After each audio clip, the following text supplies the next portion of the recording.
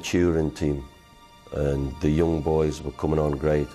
You know, people like Gary Pallister had come into the team, Paul Ince, they were all settling down, and they were getting used to playing, you know, for Manchester United and actually having to win a competition.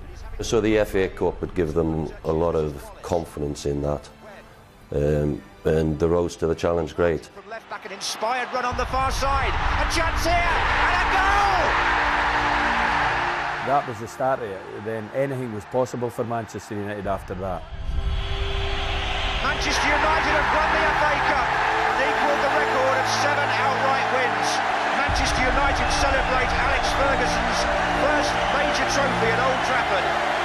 There was a feeling that that was the first of hopefully many trophies to come. There was a definite wind of change. We were building some substance about the whole squad.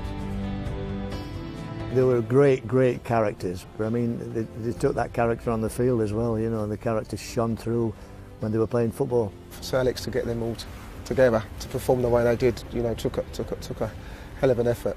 But it was a fantastic side. We just wanted to obviously get out there as a Manchester United team and pitch up against the best. We had terrific players like Neil Webb, Mick Phelan in midfield, Brian Robson when he was fit, playing in there as well. So the side was developing. It was a real team. You know, that's the managers always believed in that. But the success of that group of players was the fact that we all believed in each other, and that the manager always had a saying at times is you should be able to look around and be glad that he was in the team today, you know. And you'd be happy thinking if those players were, if you're going into the trenches with those players, that they would be at your shoulder when you had to, when the whistle came.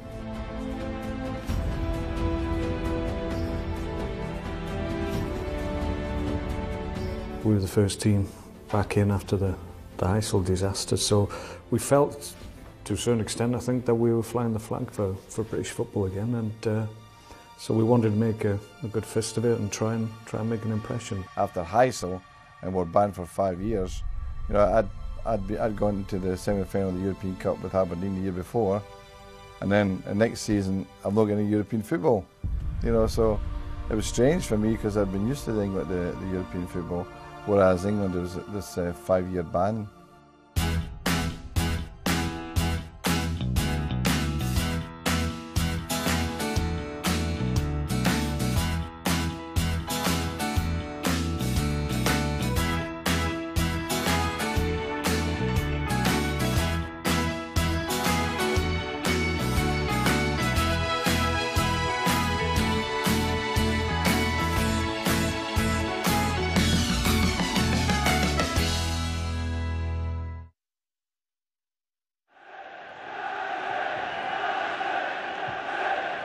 Well, I'd never heard of him, to be honest, and but that's a strange thing, you know, that going into the unknown, you know, when you don't know what you're up against. I mean, Hungarian football was decent at the time, and you just, because English clubs hadn't been involved for 5 years, I think it was a bit of a new journey, so to speak, and we didn't know really what to expect. I suppose it was a bit daunting, really, to think about, you know, what we were letting ourselves into, but exciting as well at the same time. I'd played in Europe for Celtic, so I had some really good experiences, including a full house at Old Trafford with Celtic against Rapid Vienna, and European nights were always very special. So the fact that I'd been down here for a couple of years, you'd missed that. So I think it was very exciting. Also, the manager had a lot of success with Aberdeen. We didn't know a great deal about them. They were totally unknown to us, but the manager had done his homework and he gave us advice about the players and what to look for, and, you know, who we were playing against. So that was quite good. There was nothing to gauge us on the last 5 years, so you know, it was like being all young lads, and they let us loose on the Cup Winners' Cup. Everybody knew how important it was going back into Europe, how the fans behaved and how the teams actually did in the competition. So it was a massive challenge for us that year. First game back in Europe for over 5 years. You know, it was a massive game for us, and I just remember hitting a long ball down the line. I think it was for Ince. I've got back up, supported him. He's rolling back to me, and I've cut inside and hit it with the outside of my boot, and it swerved for about 10 yards. It's probably one of the most movement I've seen on the ball from me. Blackmore has given Manchester United the perfect start on their return to European football.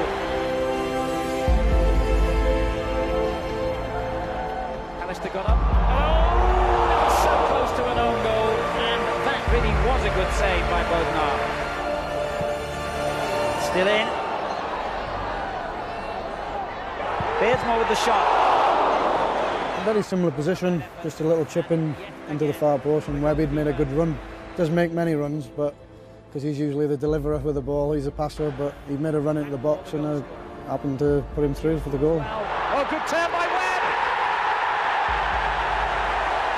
Obviously we won. Any more detail you'll have to ask somebody else. The referee blows the final whistle, and Manchester United, in their return to European football after 5 years, have found this goalkeeper a strange mixture. I think we set up to make sure we didn't concede in the second game over there. My abiding memory of the game over in Peshki was United supporters dressed as Santa Claus. Now, I don't know why. Going into that sort of area of Europe as well wasn't easy at that time, from travelling points of view and what facilities you were going to get when you got there. But we knew that we had a good chance. We were always confident that we could go away from home in Europe and win football matches. It was a great experience to go to some of the places we'd never seen before, and experience that European football competition. The travelling bit, getting something different. Playing against players, with different kind of principles of how they play. You're playing against people. You've no idea what the strengths or what the weaknesses are, what the atmosphere is going to be like in the crowd. So it was an adventure. It was exciting. I think that's why the players love Europe, the fans love Europe, because you're never quite sure what to expect. We found it difficult over there. It was a difficult, tight little ground in Hungary. It was a red-hot day for a member. As it turned out, the pitch was small, it was bumpy, it was dry, and my main memory was we got a free kick about 15 minutes to go. I actually remember it getting the free kick, and we must have been about 35 yards out. And Pallister's a good striker of the ball. That anything for 35 yards out and that, we should be allowing Pallister to maybe have a pop at the goal. I remember Archie Knock shouting over from the bench, "Go on, Pally, have a go." Right, Pally, you're the man to take this free kick. I was like, "Are you sure?" I think he'd been moaning to the manager for weeks, "Oh, can I take free kicks?" And I think he'd said, "Yeah, go on, we'll let you have a try, see how you get on." And it was probably the worst one I've ever seen up to this day, probably. He got up and stubbed his toe, kicked the ground, and the ball rolled about 5 yards. It was a rather embarrassing piece of footage that I hope you haven't got. And the only time we ever took a free kick again was when we won the title in the last game against Blackburn. We'd already won the title. We allowed him to take a free kick out of sympathy, and he scored. It was a tough tie, but not a real one where we were never in danger of going out. Turn the ball in now. And the header goes in from Brian McClare. Seeing as though we'd been out of Europe for such a long time, and then to actually come into the competition and play as well as what the boys did, it was a great effort from everybody.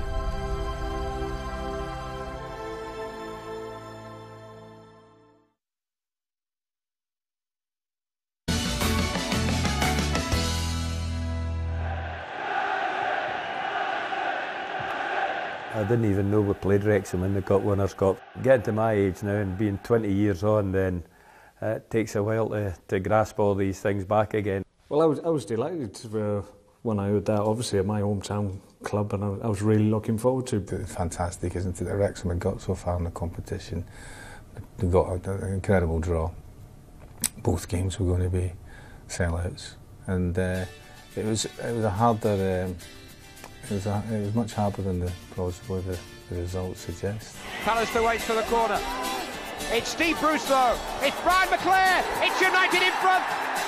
Brian would just get on and do the job. He wouldn't moan, and he'd just have the work ethic, for the team. Lee Sharp taking on Phillips again. The contest between the United wingers and the Wrexham fullbacks really have been absolutely gripping. This fella's never far away from the contest. Hughes all the way. Penalty. A double breakthrough on the cards. Nigel Beaumont upended Mark Hughes. Now, who's got the better nerve? Steve Bruce, just. Mark Morris, the goalkeeper, got a hat-trick. I hope you've got the footage of my goal from that now that you hopefully lost the Pesky Monkas free kick. Sharp finding Webb. That's another teaser towards Steve Bruce. Good header under pressure. Gary Pallister, great goal! Oh, he enjoyed that. That was my only European goal, so I was delighted with that. It wasn't too bad. We won the game 3-0 comfortably at home. I always remember that in between the two ties, we played Liverpool in a wee cup tie, and Mark Hughes got a terrible ankle injury. I think I scored a goal, but that had to come off at half-time, and then I think we were playing Wrexham the week following, and I was desperate to play. So he comes up to me in the bus, he says, "My ankle's okay." I says, "Don't be silly." We'd ruled him out for a month. Obviously, my ankle's strapped up, but I was trying to convince myself and the gaffer that I was fit, but apparently wasn't. I said, "Well, you save yourself for Derby County on Saturday. Just think about that." But he came out and trained. I had him in the U team, and I mean, he used to come off black and blue even then. You know, everybody used to kick Sparky. Man used to kick him back as well. You know, he was a bit of a brute. And he was desperate playing against Wrexham, but I couldn't take the chance. Every centre-back, I mean, it's different now because if they'd done what they did then, the centre-backs would have been off after 10 minutes. But everybody kicked Sparky, you know. And I know he was really, really excited when it was Wrexham, and what a sickener.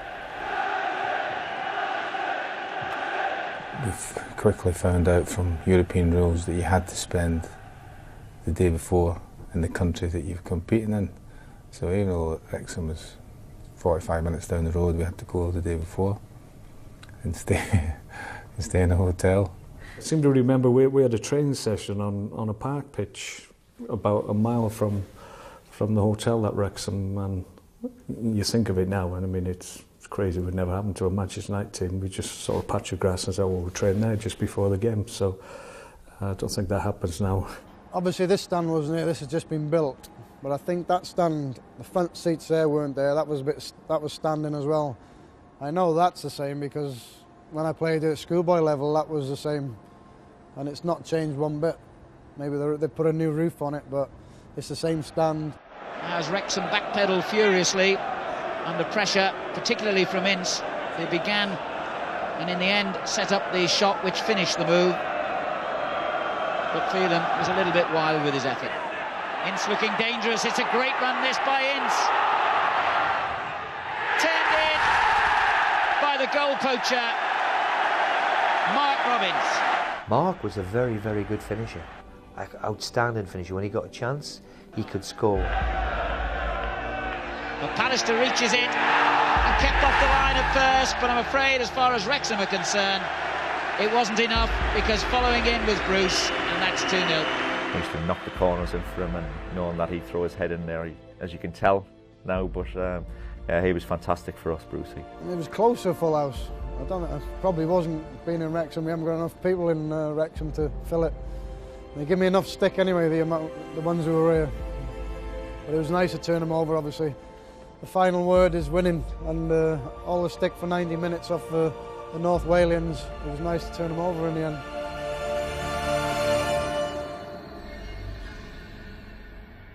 Valderrama, I think, played for Montpellier as well, so he stood out as well for other reasons, mainly his hairstyle. There's Valderrama, unmistakable. In the home leg, they had the team photograph up, you see, and the Montpellier's team photograph, and of course Valderrama's sticks out a mile, and Viv Anderson, Steve Bruce has got a programme, he's looking at the programme, and Viv Anderson leaned over his shoulder and says, "Which one's Valderrama?" Bruce goes, "There he is."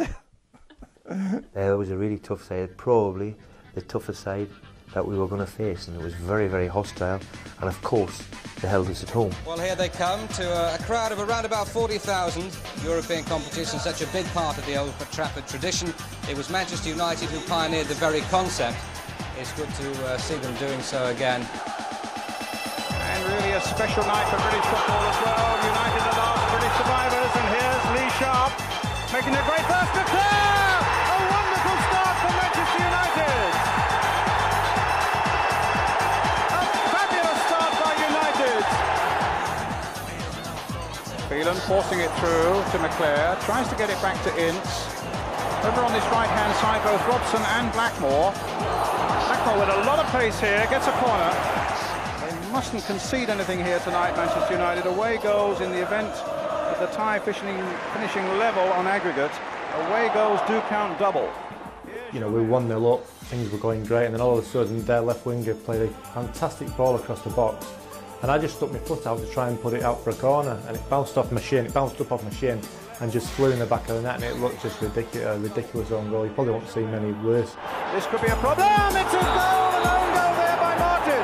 And I just stood there, I didn't know what to do because I was so embarrassed, and I thought, you know, what's the manager going to think, and the lads would let the lads down. And so that was it, I'd equalised for them, it was 1-1, and that's how the game finished, so it wasn't best pleased. Nobody really said much about it, to be honest. The manager didn't say anything. He knew probably how I felt, and you know that I needed to react to that, and the lads didn't say anything either. Montpellier were a little bit sure of themselves after that result, because I think they felt as though they'd done the tie.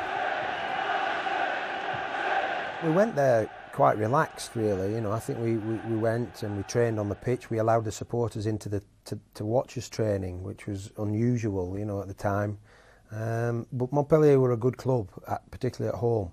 But we knew that our record was okay away from home, and we knew we could take them on. We stayed in a lovely little place just outside Marseille, and in the morning, and after we'd had lunch, we all usually go back to the rooms for a nap or just to rest anyway. And but there was a hell of a racket coming from somewhere. I mean, real sort of ridiculous noise. What is this going on? It's disturbing, you know. And Jim McGregor, who was a physio at the time, had went to investigate, and then he must have been quite high up in the hotel, so the floor above, he put it across the floor deliberately.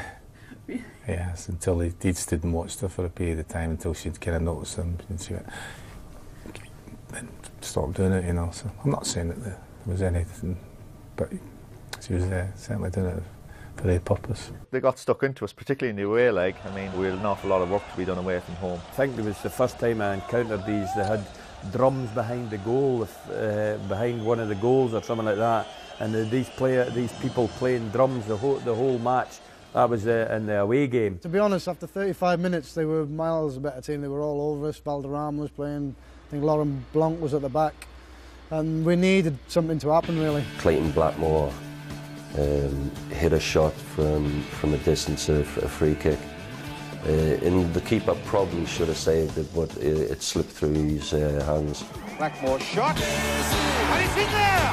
United have scored! A wonderful breakthrough for Manchester United! Always fancied his chances in those positions, but yeah, the keeper made a real pig's ear of it, and we were thankful for that. I think it did change the game, because they looked like they lost their heads a wee bit after that. Yeah, they were quite aggressive, and I quite enjoyed that. I think people remember how I played. I quite used to like going up against teams that tried to intimidate you physically, so we stood up to the challenge, and I think there was a little bit of controversy, I think. There's a referee's whistle. Yes, and I'll tell you why. He's actually spat at Mark Hughes there. I saw it happen. And it's got to be a red card then. I think it will. It's got to be a red card. Thetis, who got a yellow card less than 2 minutes ago, gets a red card now. And so for the second time, Montpellier are reduced to 10 men. I remember going for a tackle, and the geezer, I mean, the ball was over there, and the geezer's come from there and just gone right down my side of my leg, down there, with his studs, and it just all opened up. And I remember I think Gary Lineker was doing the game that day, interview, and he said, "Oh, I can't believe Paul Ince has come off with a grass burn." Clearly in a lot of pain, Paul Ince. And And he'd been having a good game through that midfield. He'd been nicking in, making some good interceptions. He has been working very hard, Brian. I think what he might have done there was skidded along the pitch and took his skin off, the grass burn you were talking about earlier with Steve Bruce. And we got to the airport and he was going up the stairs. I went, "Oi, you, come here." Like that. He went, "What?" So I said, is that grass burn? He went, "Oh," you know what I mean? And it wound me up because, you know, I've never come off with a grass burn. That's ridiculous. Never, you know. And it was a bad tackle, to be fair. And but as I said, we won the game, so I wasn't too concerned. Not very often, if you get a cut or a gash in your leg, you have to come off. But it was that bad. It was like a big hole in his leg. So I went on at half time. And the one thing I remember about that is Michel Platini came in the dressing room at half time with Bobby Charlton. And he was one of my idols, Platini, and I thought it was just magical. And I was coming on to playing the game, and that just gave me a boost, I suppose. But that was fantastic. Obviously, Incy went off, and then I moved from left back into midfield, so I got to get a bit further forward and got brought down in the box for the penalty. Blackmore's getting in there as well. Now Phelan get it across. In comes Blackmore, brought down, a penalty. United now get a penalty. The referee runs away from the Montpellier protests, and United now have a perfect chance to give themselves a cushion of a second goal. There's the incident. I remember taking a penalty. I think it was a penalty I think I scored with, and thought, you know, one of them pressure ones where you're a penalty taker, you think you've got to score here, because there was nothing really in the game up until then. He ended up with 19 goals that season, Brucey. It was fantastic performance by him. I used to get these letters in for fans. Why don't you play Brucey centre forward? It was brilliant. The last place I'd play him was there. You go and play him centre forward, you need a centre half. Steve Bruce. It's 2-0. Was possibly the toughest task we had was the Montpellier one. Away Anderton was arguably the most difficult round. And United 2 goals to the good.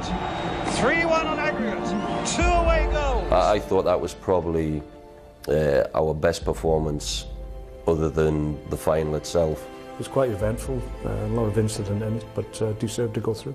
That was, you know, a very good away performance from the lads, and it was, you know, a real part of the learning curve for us in Europe.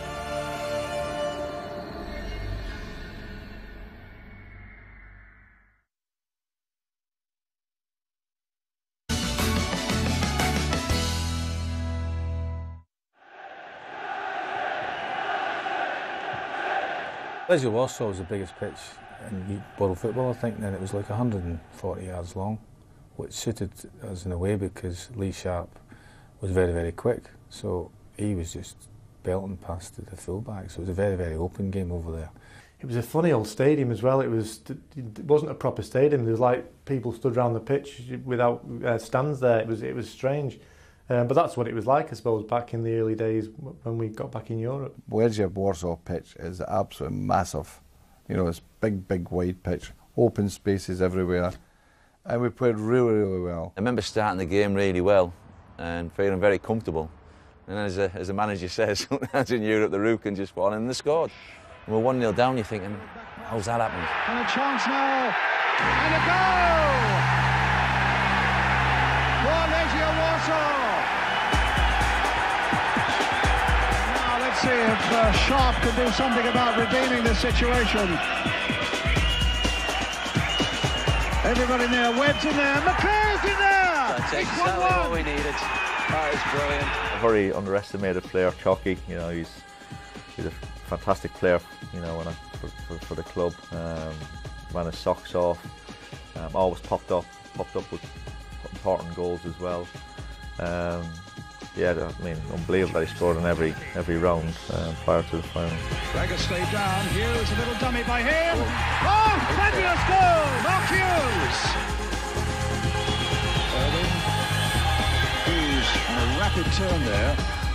Gets the little cross in. It's not away yet by any means. Leclerc's in there. Bruce is in there! It's another one! It's Steve Bruce. Won it comfortably in the end, 3-1. And after that, all we had to do was really see it through at Old Trafford. 3-1 up, and you know, we didn't really go bombing forward. We just didn't want to give anything away, and I think that that came out in the result. You know, 1-1. Maybe if it had gone for them, we might have won by a few more. Front to play for Blackmore. Pinball machine at the moment in there. Robson.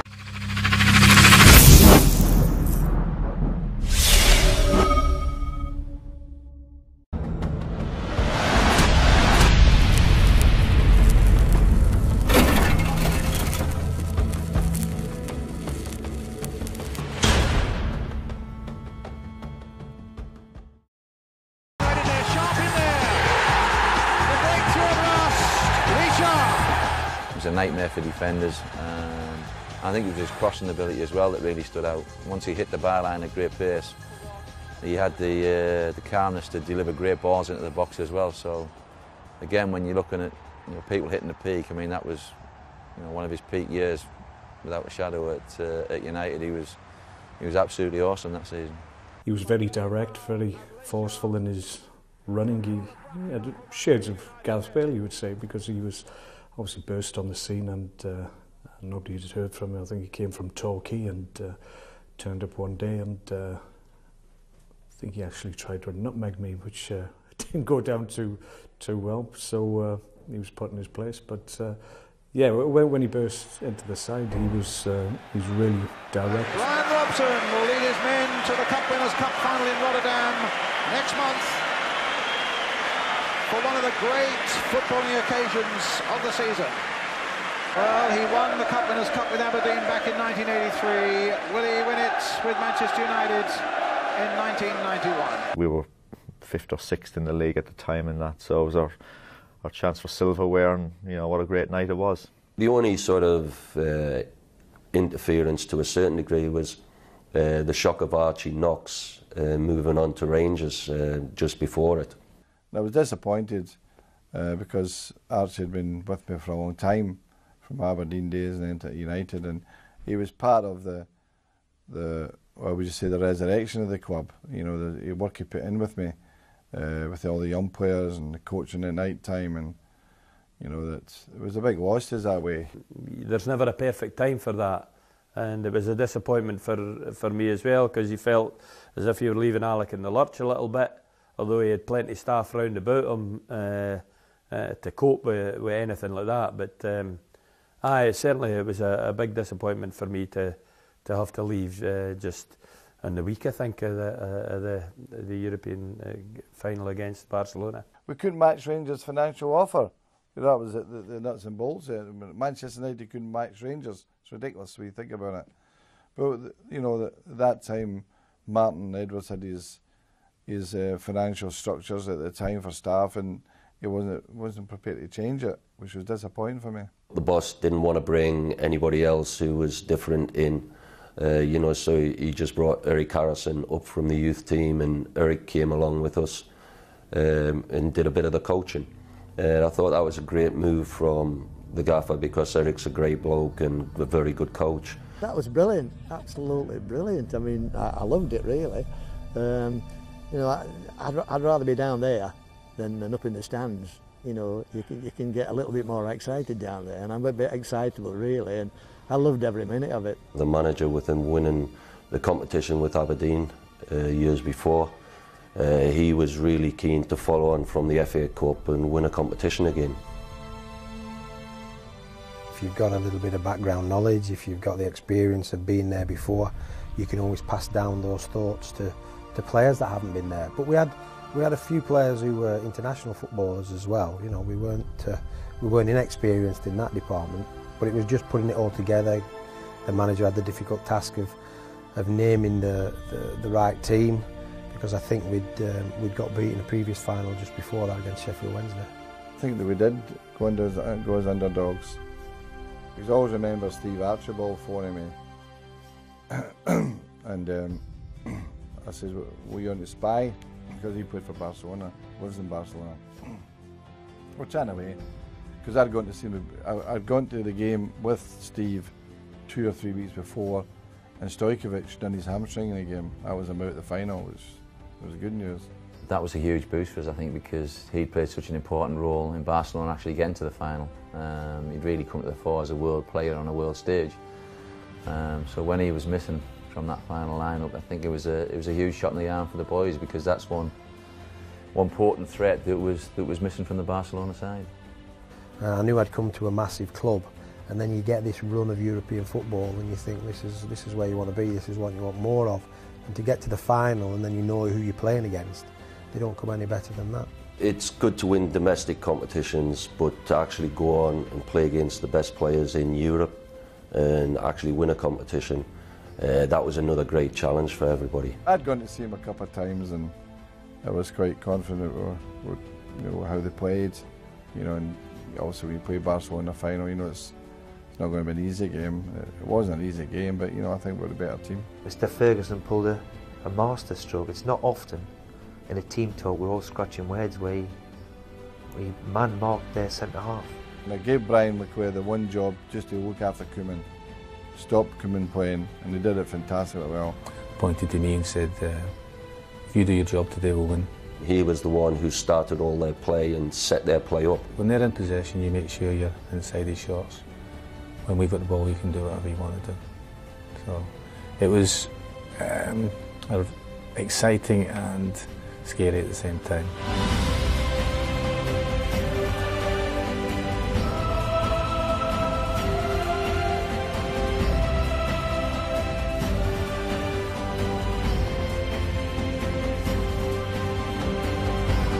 Seeing in Irving training, he said, just give us a shout, you know. So I thought, that's a strange one, you know. Us telling the manager. And afterwards he said, what do you think? And we all said, Ince looked really nervous. Ince, for instance, in the dressing room beforehand was white. You won't mind me saying that either, you know. He was just all caught up in the whole thing. But we were a young team, and we were not really great experience at it. So to come through, it was terrific. A great night, fantastic night. It was like a dream come true. First year playing in the FA Cup final, and then, you know, second year I'm playing against, you know, Barcelona and Koeman and people like that. And I remember being really nervous for some reason. I was only 22, 23. I was sat on the bus coming at the stadium, and you know, I knew the nerves were getting hold of me, and I was a little bit more nervous than usual. And I was kind of trying to find a way to deal with it, and I just decided to shut everybody out. Stop listening to what was going on the bus, the banter that was going on there, just to sort of lock myself away from it all and gather my thoughts and just think about what lay ahead. And it had a great effect on me, I think. It's the only occasion I can ever remember it happening, but I think it did help me calm down a lot before the game. Otherwise I might have been a little bit like Ince was in the dressing room. But yeah, it's when people talk about the zone, I certainly think I found it that night. Bobby Charlton, I think he came in the dressing room that night, and you know, I think that was one of the first times I maybe heard him say, play the game, don't play the occasion. Manchester United-Barcelona final is as good as they come. We felt confident, we still felt as though we could, on a one-off game, beat anybody. Barcelona were a huge club, big players, but we had probably a little ingredient in that. Sparky had been sort of at Barcelona, left Barcelona, and we knew a little bit about them, but Sparky had a little point to prove, I think, as well, and he certainly did that in the final.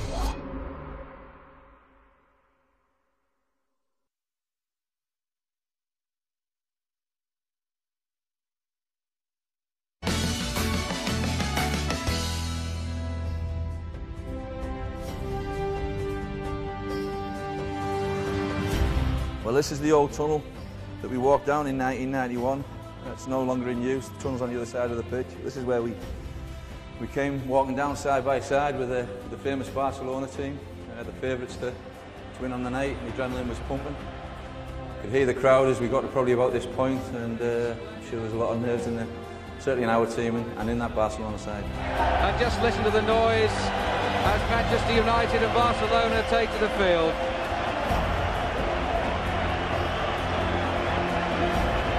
A typical Catalan scene, and there the United supporters at the other end. We've got firecrackers, we've had wind, we've had rain here in Rotterdam today, but all that doesn't matter now. Rotterdam on a horrible, dark, misty, grey evening, pouring down with rain. Everywhere we looked in Rotterdam was Man U fans. United really have been splendid ambassadors in... I think it was that intense You didn't want to let your teammates down or the club and everything else. You go do your job right. I didn't even realise it had rained, and all the fans, there was no roof on the stadium, so they all got soaked, but it didn't seem to bother them at the end of the game.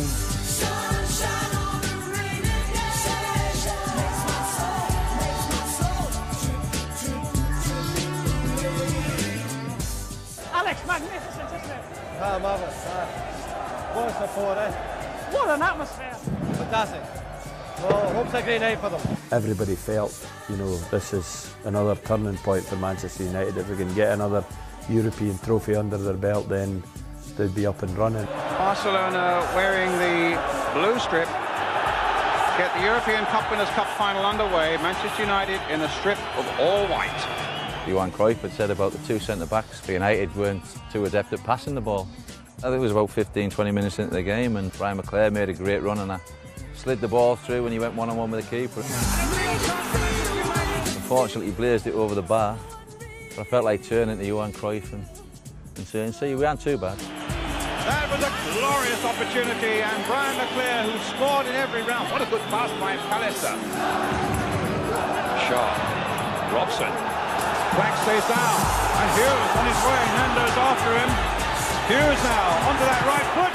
When we watched them, the problem was the way that Laudrup played for them, because they played the two wide players as they always do, but without Stojkovic, they played Laudrup right up, whereas they've been playing on wide left prior to that. And I says, well, he's not going to play right through, he's going to drop in all the time. I says to Bruce and Pallister, don't go forward, don't lose the spaces. Missed kick there. Can Sharp take advantage of it? Can McClair take advantage of it? They're all over the place. Will it fall for Lee Sharp? It's just gone wide.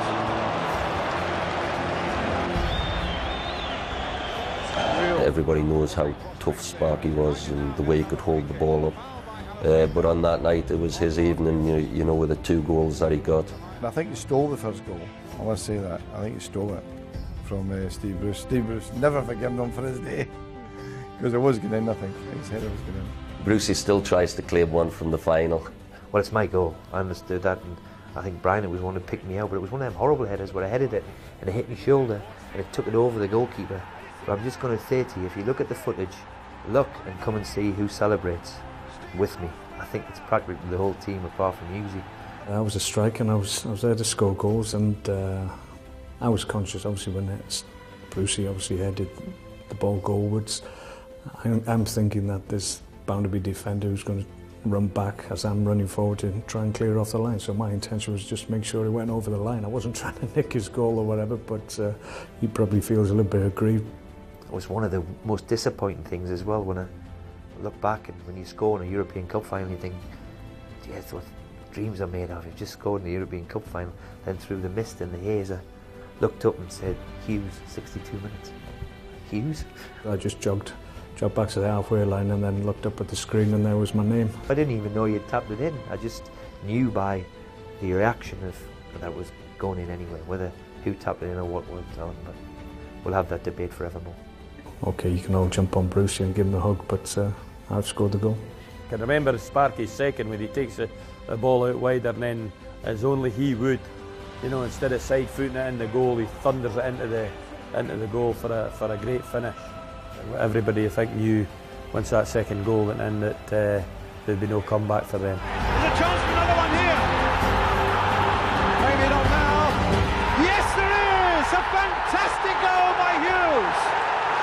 Spreads his arms wide and probably makes the game safe for United. 2-0 for Manchester United. I chipped it over for Sparky to go through, but then he had to go wide. And he hit a fantastic shot, you know, to put us 2-0 up. I think everybody in the dugout was shouting, "What are you doing, Matt? What are you doing?" It lasted for an eternity. It was only seconds, but it seemed minutes, you know, because he was out wide and we kept saying, "Square it, square it, square it." And it went whoosh. It flew in the back of the net and everybody said, "Great goal, Mark."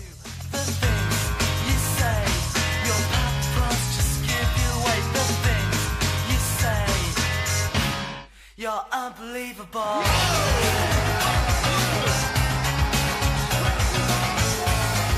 From my point of view, I just felt it was an open goal and it was an empty net. So yeah, I could have taken a couple more touches and made sure with a side foot, but thankfully I didn't, because I was unaware that there's two defenders really sprinting back to try and get back to clear it. So it was a good job that I just thought I'll put my foot through this and make sure that it's back in the net, and it was a good job I did, because I think they would have cleared it if I'd have tried just to roll it in. So yeah, great moments. I mean, obviously my time in Barcelona wasn't as successful as I hoped it would have been, but I had great memories of being a player there. But it was sweet, obviously, when you go up against a team you've been part of, then you want to show that actually you're a better player than you were able to show when you were there, and that certainly was the case for me. Barcelona had more or less discarded him, you know, that sent him out on loan to Bayern Munich. That's we signed him from Bayern Munich, I think, if memory serves me right. But because I travelled out to Munich to talk to him, you know, about coming back to United. And it was a great moment for him. You know, I think it justified his, you know, his disappointing time at Barcelona and laid that course to rest for him. Make it. It's Laudrup again. Oh, that's a lovely bit of play on the ground by Laudrup. And the challenge by Robson. 2-0 up, you think, you know, you've got it. It's done. And then with the free kick that happened, you know, you always feel as though a man of his capability has done it many times before. You just fingers crossed, you hope that he doesn't hit the target or hits it wide over the top. But watch Koeman. He has got a most explosive free kick. He's renowned for it throughout European football. Here's Koeman with the free kick. And it's in there! But he put it right in the corner, and Les struggled to get down to it, and I think he got a hand to it, and it went in. And then you start to think, right, what do we do here now? Do we hold on to what we've got, or do we keep attacking? I was the point of shooting Wes Seeley at that moment, you know, because he'd got a knee injury against Sheffield Wednesday in the final of the League Cup. And it was a pretty bad gash, of course, but the minute he was to go, he started limping and started putting his hand up, must you say, I'm finished. And then Björk was screaming, "You bloody, you quit, I'll tell you, I'll kill you." You know, and so it was a panic at the last 10 minutes. Of course, Clayton Blackmore kicked one off the line in the last few minutes of the match. You know, if it had gone to extra time, I don't think Les would have been playing in extra time. Once they scored with the Ronnie Koeman free kick, the momentum changed. They were obviously chasing the game. We were trying to hang on, and I think it was in the last minute of the game that Brucey made a pass back to Les that didn't get there. And I remember giving a bad pack pass and it getting cut out and put the Laudrup shot, and I think Blackmore got it off the line. Thank the Lord, otherwise I wouldn't have been allowed Manchester again. Cornelius getting in there. There could be problems here. Celia's lost it again. And Laudrup kicked off the line by Blackmore. Instinct for you've got to, you know, defending, and I've just got in behind Les because Les had come off his line, and luckily I was in the right spot to clear off the line. It was unbelievable. My legs were shaking. I couldn't stop my legs shaking, you know. It took about 10 minutes. It seemed to be about 10 hours. But it was all worthwhile because it was a fantastic win, and everybody went absolutely berserk at the final whistle.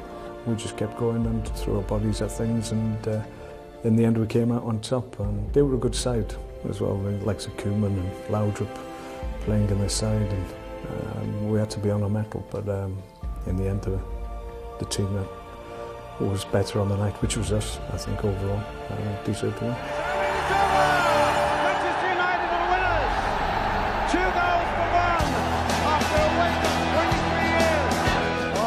Look at that. This is about, it's the club, it's Manchester United about winning the biggest thing you can possibly win. You don't like to run after your teammates, you don't like to fall on the floor in exhaustion, you don't like to run around like a lunatic. So we all just really ended up in a pile of people just jumping, you know, with each other and just celebrating. It's a high emotional thing. It's difficult to describe. Everything happens all at once. All the hard work you've put in throughout the year because it's your last game, it just tops it all off. Yeah, it's ecstasy, you know, you're playing against one of the best teams and best club teams in the world, and, you know, we've turned them over, you know, first time back in Europe, you know, it's what dreams are made of. this was my first medal, and they always say it kind of passes in a blur, and that's certainly the case. You can enjoy that moment straight away with your teammates, and the manager runs onto the pitch, and the coaches and the substitutes and the staff, and you share that moment together. I always remember at the end of the game, the Barcelona fans, where they made a lot of noise before the game with the fireworks and everything. Right at the end of the game, the stand was still 3/4 full. And then you sort of turn to the fans as well, and you just go mental. And I think there was another 5,000–10,000 outside watching it. But I don't think you can argue with the fact that we deserved the victory. I think Brucey might have even jumped on my back, I think, in that game, and we sort of, I wouldn't be able to carry him now, but I'd certainly at the time I sort of carried him from a bit over to the fans, and we just, you know, all the emotion came out, you know, from the supporters, from the players, and that's why you play football, to get them kind of feelings, whether it be a cup final, winning a league title, or a cup winners' cup. To win and celebrate is what you play the game for. 3/4 of the team peaked on the evening. When I look back, I thought it was one of my better games as well. I'd heard all about Brian and had the privilege to play with him, but on the night he was, well, I was 31, so he must have been approaching 34, 35.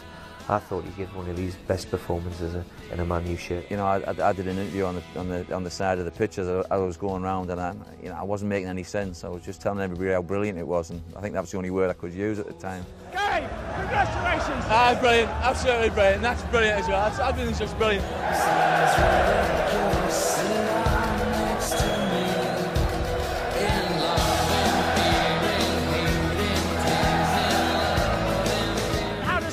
Compared to the rest in your career? Oh, this is the best thing that's ever happened, I tell you. It's magnificent. Just delighted for everybody that had been there, everybody involved, and it continued that idea of that we'd beaten one of the best teams in Europe, and that let's look forward to the celebrations and next season. There was beer, there was champagne, there was just celebrations, and you know, again, that's a big part of winning football games. It was around about the time of the drug testing situations, and we were allowed time in the dressing room, but not a lot, because they wanted to know where you were, you know, what you were up to. Because he was so dehydrated, it took him forever before he could give a sample. I could tell that everybody was getting a bit frustrated, because I was holding people up from going back to the hotel to meet the families. And in the end, the manager just literally said, "That's it, we're going, we're leaving you." And I thought, oh, thanks very much. You know, Like the good room partner I was, decided to stay with him while he tried to go at the top. If I knew it was going to take an hour, I might not have bothered. I can hear them shutting down the ground, and I can hear them turning the lights off. And we turned up a little bit late at the party, yeah. The reception that night was the best ever. All the players that were there that night say that was the best ever reception, because they tell we had it ourselves, of course. But as we come into the door, this big fountain of champagne. Those were the days of our lives. Now, this is where I had the best party of my life. It's a little bit different now. It's all open plan. This was just one big room. It was all, you know, there was just doors going into a room. All these windows wouldn't have been there then. So it was enclosed, it was very private. And, you know, it didn't take very long before the party got into full swing. You know, and the champagne just flowed all night, you know, all the glasses all stacked up. I don't know how they do that, but there's some way of doing it anyway. And the buffet was right round, but, you know, most of the tail. It was absolutely fantastic. The party was great, fantastic. I mean, as you would expect it to be, because I think when you win something, you should always celebrate it. And yeah, it was party long into the night, I remember that. Well, I remember the first 2 or 3 hours of it, then I don't remember a great deal after that. I know that I didn't go to bed, I know that.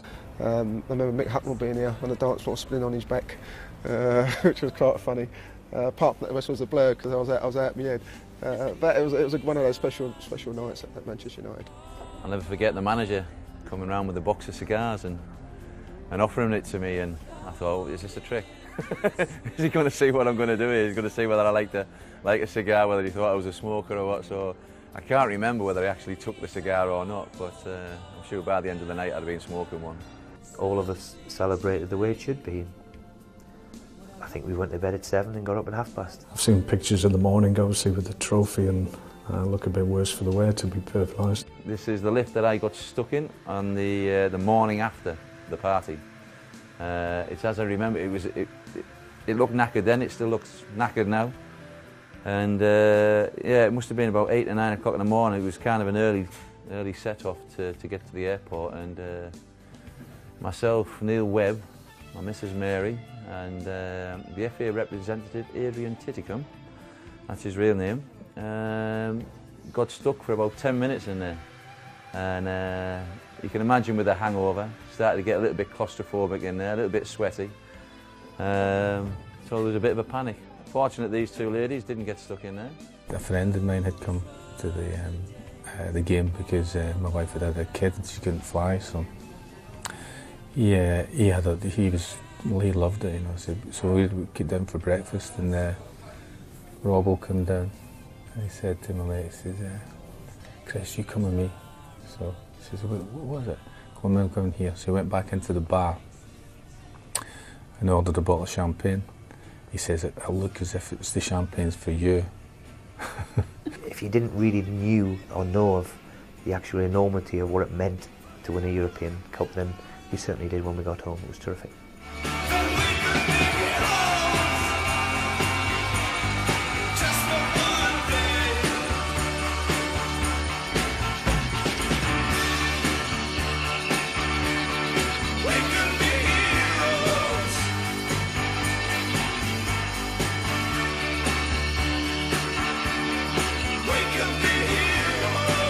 What do you think of the fans, Manchester United? Well, I mean, they're second to none, really. I mean, they went over there yesterday and it was a bad evening, and they've all got soaking wet, but it didn't care monkeys to them. They all sang their hearts out, and when a set of supporters can outnumber the likes of Barcelona by 70 to 30, by the way it looked we were looking, is something to shout about. The open-top bus around the city, yeah, you know, that was great, and it was a fantastic turnout from the fans again. But it was a long day. You know, you got so many people out and cheering you on. I think I even saw a few City fans in there. We got on the bus at the airport, and then went round by Eccles. It was obviously it was a momentous occasion, but for some reason we stayed to go through all the districts of Manchester. So on our way through Eccles and coming right down through Salford and into town and right out to Old Trafford. And, it took about 6 hours or something like that. We're absolutely freezing. It's a cold day, but I just think it shows the affection of Manchester United and what the supporters think of us.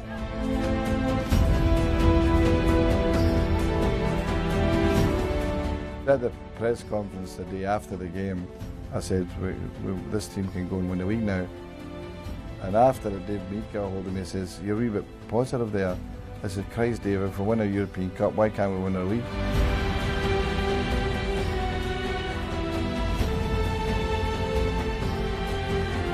The boss has always been a winner, and you know, he just, from season to season, he's got to win. So as soon as you finish and you've won that tournament, he's talking about the next season and going on to achieve things again.